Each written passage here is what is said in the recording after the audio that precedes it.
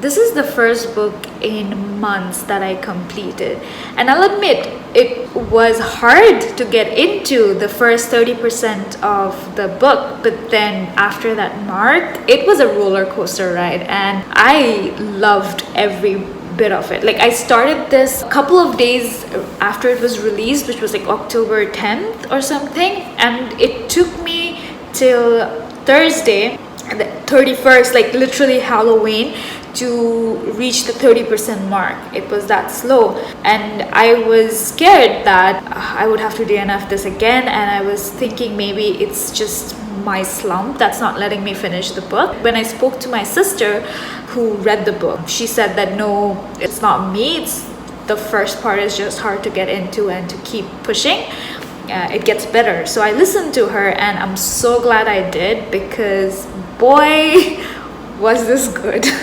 Ninth House by Leigh Bardugo is about a girl called Galaxy Stern, such a cool name, who likes to be called Alex. She ends up in Yale through a series of events, and because she's special. Her specialty is she can see ghosts. She gets into Yale under a secret society called Lethe, I'm not sure how to pronounce that, which oversees other secret societies who deal with magic. So yes, this is an urban fantasy, very dark horror genre, plus it is also murder mystery. It's all the good stuff of October mushed into one.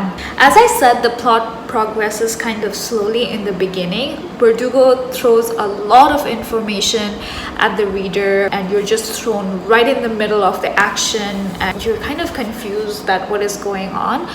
But she does clarify, and she starts unpacking them after the 30% mark.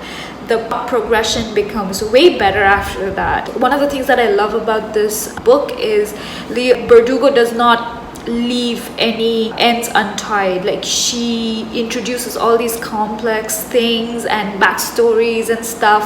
A lot of authors tend to not give you closure about a lot of such side stories, but Bardugo really unpacks everything and gives that closure that we want, at the same time leaving an opening for the next book in the series. And I did not know that this was going to be a series. I realized that after I finished it, and I'm so excited that this is going to be a series. If you know me, you know I'm a big fan of the fantasy genre. This book had all the good stuff about fantasy that I enjoy, which is magical spells and secret societies, potions, alchemy, all of that good stuff. And it reminded me so much of V.E. Schwab's Darker Shade of Magic in ways, and that is a good thing, because I love that series. Like, the magic that she describes is very potent, and the description is so rich,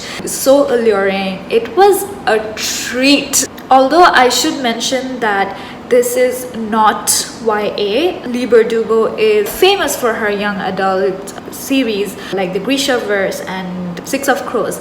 This was her first debut adult novel, and it is very much adult. So if you're getting into it, you should be warned. It should have come with a trigger warning, because it does deal with child rape, drug abuse, violence, gore, sexual abuse, etc. All of those things.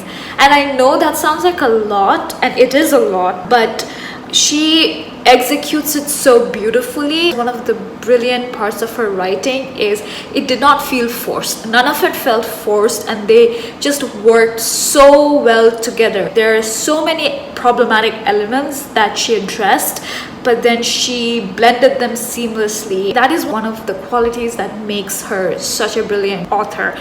I read Six of Crows. I really did love the book, but I was not a hardcore fan because the writing was lacking something for me, and I think she completely made it up with this book. It was just an absolute treat. Ninth House is in many ways a story about survival. It talks about surviving rape, talks about surviving seeing the death of loved ones. It tugs at your heart, and it deals with survival, it deals with PTSD, rape culture, and there were certain parts, certain quotes in the book. When I read them, I went like, oh, I feel you, girl. I had to stop reading for a minute or two and just take it in. That was, I think, what really made me love this book. Obviously, I love the fantasy, I love the magical part, but in that subtle way she addresses all of those problematic themes, and she doesn't shy away from talking about these things. Another thing that draws me to any book is character development, and this book was no different. Like, I'm so glad she did not disappoint me. The character arcs were absolutely brilliant. The thing that I loved most about the characters is how Bardugo managed to not make them stereotypical characters. Like Alex, after she went through so much, could have turned into one of those angsty, emo young girls. She's not a teenager, she's like 20. I was gonna say teenager, because she does start out like that. Like, she has like heavy tattoos and whatnot, and you would think that, oh, she's one of those people who are like, oh, I'm way better than you, or I'm not like other girls. But no, Alex really values her friendship and her friends, like especially her girlfriends. She goes to extreme lengths to protect her friends from harm. The way all of these characters come together and they build these relationships was brilliantly done. That respect that Bardugo shows to these friendships. This book is written from 2 points of views. Most of it is Alex, but there are certain chapters that are done from Darlington's point of view. And you start out thinking that he's an absolute asshole, but then you start getting all these insights and backstories of how he grew up and everything, and you can't help falling in love with this preppy, stuck-up, know-it-all Yale senior.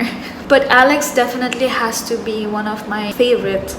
Like, I know she's the main character, but the way her story was narrated makes you understand that survival can be so many things. Like, you can be a survivor in so many ways, and that is okay. There are certain times in this book when she took some drastic, you could say unethical measures to make sure her friends are okay, she's okay. And you realize that there are times when you were in such a similar situation, and if you had the power, you would have taken that similar decisions too. And that makes you really empathize with her character. I'm going to give this book a solid 5 out of 5 stars. I would have given it a 4.5 for the first 30%. But I think I'm gonna be a little biased here because it did manage to get me out of a slump. I haven't finished a book in months, so no, I'm gonna give it a solid 5 star. I think that's about it. If there is anything else you want to know about the book, please do ask me, and I'm going to maybe also do a written review for those of you who want a written review.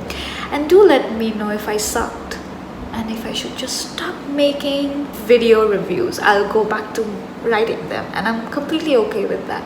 If you do want me to make more videos, please let me know. Anyway, thank you so much for hearing me ramble. Bye bye.